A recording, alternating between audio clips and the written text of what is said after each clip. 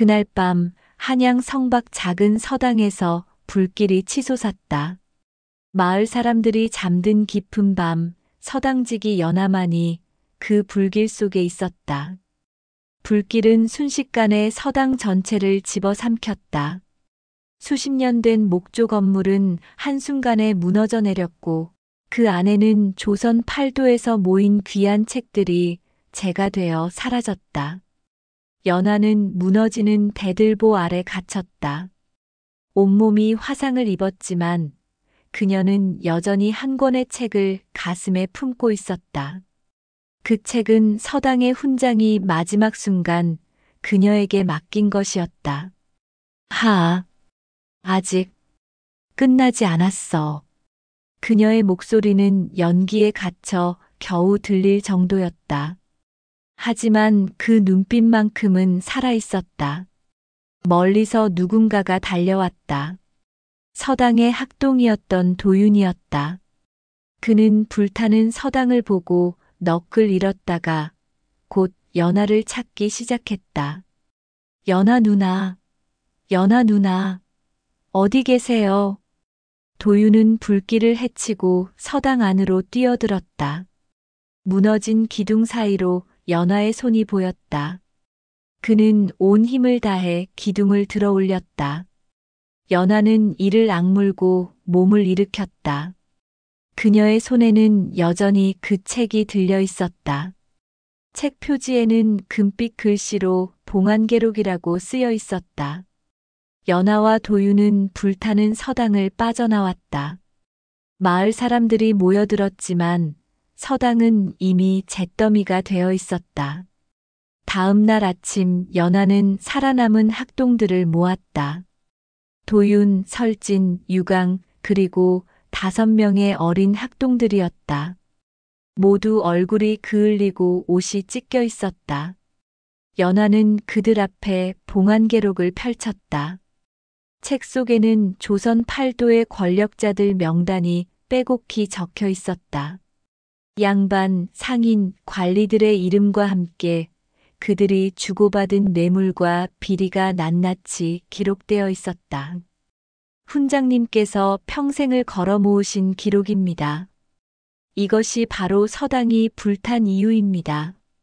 연하의 목소리는 떨렸지만 단호했다.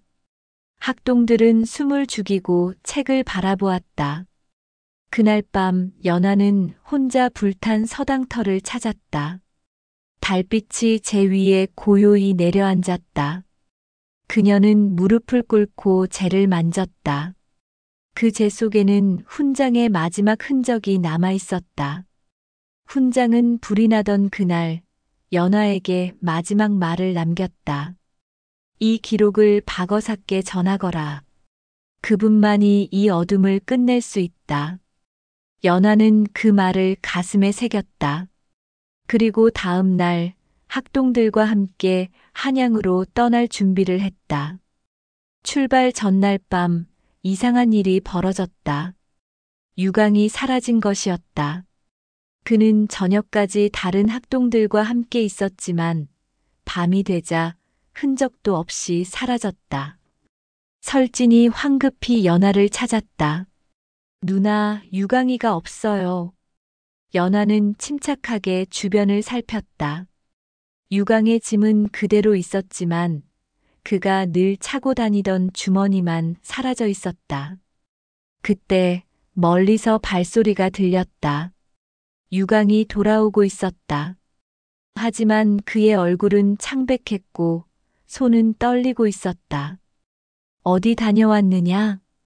연하의 물음에 유강은 한참을 망설이다가 고개를 떨어뜨렸다. 미안합니다. 하지만 어쩔 수 없었습니다. 그는 품에서 은자 주머니를 꺼냈다. 그 안에는 은자 100냥이 들어 있었다. 조선 백성이 평생 모아도 보기 힘든 거금이었다. 유강의 입에서 떨리는 고백이 흘러나왔다. 사흘 전 검은 옷을 입은 사내들이 그를 찾아왔다고 했다. 그들은 유강의 어머니와 어린 동생을 데려갔다. 그리고 말했다.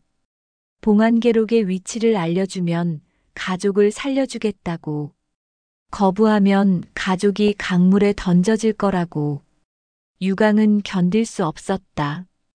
그는 검은 사내들에게 서당터의 위치와 연하 일행의 계획을 모두 말해버렸다. 은자 백냥은 그 대가였다. 설진은 분노로 떨었다. 도윤은 말없이 주먹을 쥐었다. 하지만 연하는 조용히 유강의 어깨에 손을 얹었다. 내 잘못이 아니다. 이건 우리 모두의 싸움이야. 연하는 학동들을 모아놓고 말했다. 이제 적들은 그들의 위치를 알고 있다. 한양으로 가는 길은 위험으로 가득할 것이다. 하지만 그들은 가야 한다.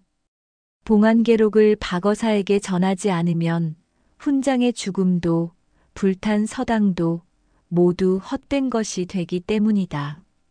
이틀 후 연하 일행은 한양으로 가는 산길을 걷고 있었다. 달빛만이 그들의 길을 비췄다. 그런데 자정이 지나자 뒤에서 말발굽 소리가 들려왔다. 검은 옷을 입은 자객들이었다. 그들은 횃불을 들고 연하 일행을 쫓아왔다. 이 길로. 연하는 학동들을 이끌고 숲속으로 뛰어들었다. 하지만 자객들은 말을 타고 있었고 그들은 걸어야 했다. 거리가 점점 좁혀졌다. 도윤이 뒤를 돌아보며 말했다. 누나, 제가 저들을 막겠습니다. 연하는 고개를 저었다. 하지만 도윤은 이미 커다란 바위 뒤에 몸을 숨겼다. 그는 주변에 돌을 주워 자객들을 향해 던졌다. 말 한 마리가 놀라 넘어졌고 자객 한 명이 땅에 굴렀다. 그 틈에 연하와 학동들은 더 깊은 숲으로 도망쳤다. 하지만 자객들은 포기하지 않았다. 그들은 곧 도윤을 제압하고 다시 추격을 시작했다. 새벽녘 연하 일행은 작은 폭포 앞에 도착했다. 더 이상 갈 곳이 없었다. 뒤에서는 자객들의 목소리가 들려왔다. 다 포위했다. 이제 끝이다. 연하는 봉안계록을 가슴에 꼭 안았다. 어린 학동들은 두려움에 떨고 있었다. 설진과 유강은 나무 막대기를 들고 맨 앞에 섰다. 그때였다. 폭포 위에서 한 사내가 나타났다. 그는 검은 관복을 입고 있었고 손에는 어사화가 들려 있었다. 그만. 사내의 목소리는 천둥처럼 울렸다. 자객들이 일제히 멈춰섰다.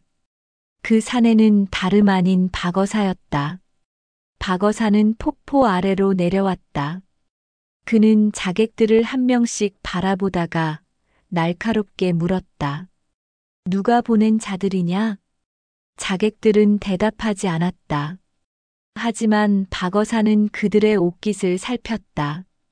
거기에는 작은 매듭이 달려 있었다. 그것은 한양 최고의 권력자, 좌의정의 사병들이 차는 표식이었다. 박어사는 냉소를 지었다. 좌의정께서 손수 자객까지 보내시다니 이 기록이 얼마나 중요한지 알만하구나. 그는 연하에게 다가왔다. 연하는 떨리는 손으로 봉안계록을 내밀었다. 박어사는 책을 받아 천천히 펼쳤다. 책장을 넘길수록 그의 얼굴이 굳어졌다. 거기에는 좌의정은 물론 우의정, 육조판서, 각 지방의 관찰사들까지 모두 기록되어 있었다. 그들이 받은 뇌물, 빼돌린 세금, 백성들에게 저지른 악행들이 날짜와 증인과 함께 빼곡히 적혀 있었다. 박어사는 책을 덮고 하늘을 올려다보았다. 동쪽 하늘이 밝아오고 있었다. 이 기록을 모은 사람이 누구냐? 연하가 대답했다. 저희 서당의 훈장님이십니다. 돌아가셨습니다. 박어사는 고개를 끄덕였다. 그리고 자객들을 향해 손을 들었다. 순간 숲속에서 군관들이 나타났다. 그들은 박어사의 수하였고 이미 자객들을 포위하고 있었던 것이다. 이 자들을 모두 잡아라. 좌의정 저택으로 압송할 것이다. 사흘 후 한양은 대혼란에 빠졌다. 박어사가 봉안계록을 들고 궁궐로 들어간 것이다. 그는 대전 앞에서 임금께 이 책을 올렸다. 임금은 하루 종일 그 책을 읽었다. 책장을 넘길 때마다 그의 얼굴은 분노로 붉어졌다. 조정의 절반이 썩어 있었다. 그들은 백성의 피를 빨아먹으며 자신들의 배를 채우고 있었다. 다음 날 궁궐 마당에 육조 판서들이 모두 불려왔다. 좌의정과 우의정도 그 자리에 있었다. 그들은 아직 무슨 일이 벌어졌는지 몰랐다. 임금이 입을 열었다. 짐이 오늘 한 권의 책을 읽었노라. 그 순간 좌의정의 얼굴이 창백해졌다. 그는 이미 눈치챘다. 봉안계록이 박어사의 손에 들어간 것을.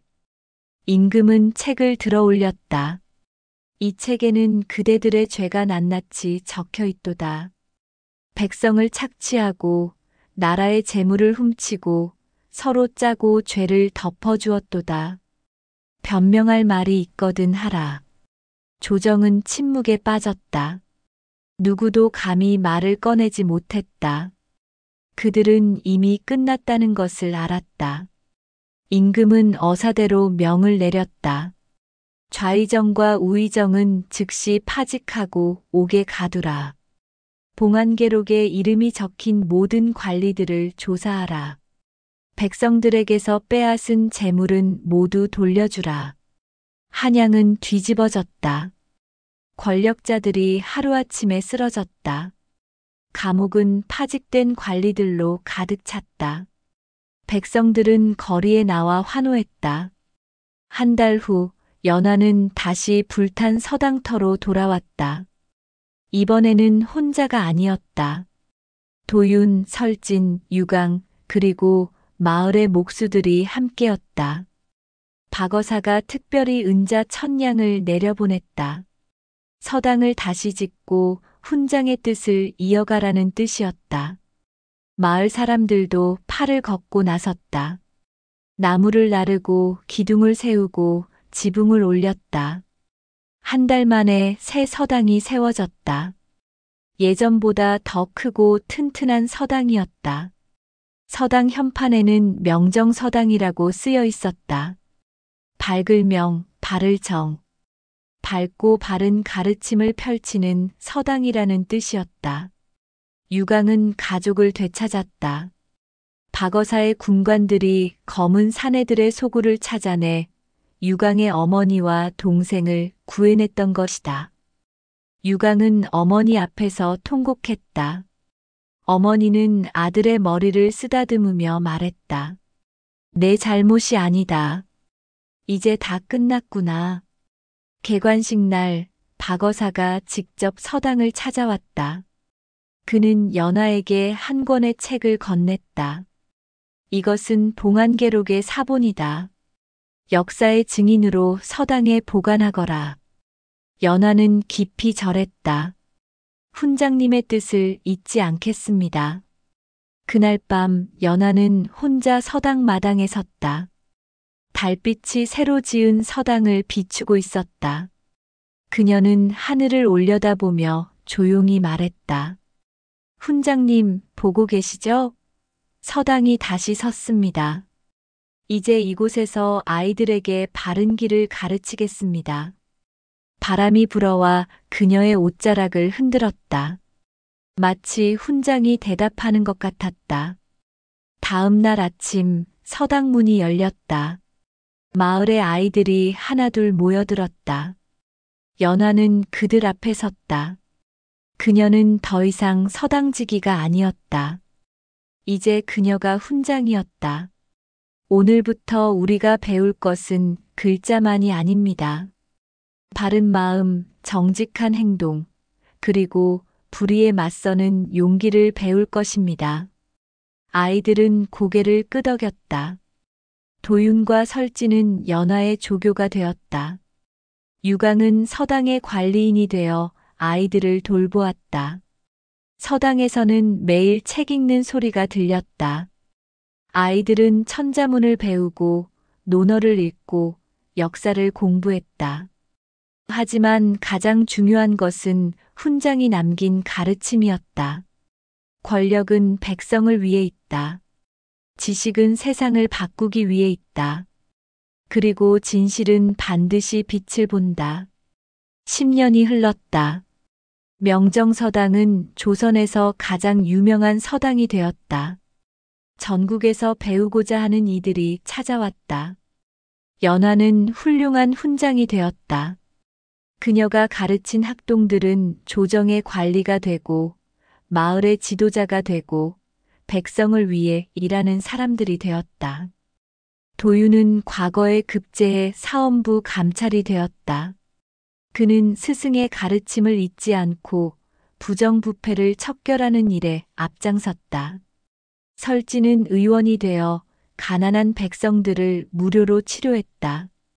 유강은 서당 옆에 작은 서점을 열어 책을 팔며 살았다. 어느 날 늙은 박어사가 다시 서당을 찾았다. 그는 이제 은퇴해 한양을 떠나 시골에서 여생을 보내려 했다. 연화는 박어사를 정성껏 대접했다. 두 사람은 마당에 앉아 차를 마셨다. 그때 이 기록을 지켜내지 못했다면 오늘의 조선은 없었을 것이요. 박어사의 말에 연화는 고개를 저었다. 저는 훈장님의 뜻을 따랐을 뿐입니다. 박어사는 웃었다. 그것이 바로 가장 위대한 일이요. 해가 지고 달이 떠올랐다. 달빛이 서당 마당을 비쳤다. 그 빛은 10년 전 그날 밤 불탄 서당터를 비추던 바로 그 달빛이었다. 연화는 달을 올려다보며 생각했다. 세상은 여전히 어둡지만 이 작은 서당에서 자라난 아이들이 언젠가 그 어둠을 밝힐 것이다. 달빛 아래 그녀는 다시 한번 맹세했다. 평생을 바쳐 바른 길을 가르치겠다고. 다시는 불의가 이기지 못하게 하겠다고. 그날 밤 서당에서는 여전히 책 읽는 소리가 들렸다. 어린 학동들이 촛불을 켜고 공부하는 소리였다. 그 소리는 희망의 소리였다. 새로운 조선을 만들어갈 씨앗들이 자라나는 소리였다. 달빛은 그 모든 것을 비추며 조용히 흘러갔다.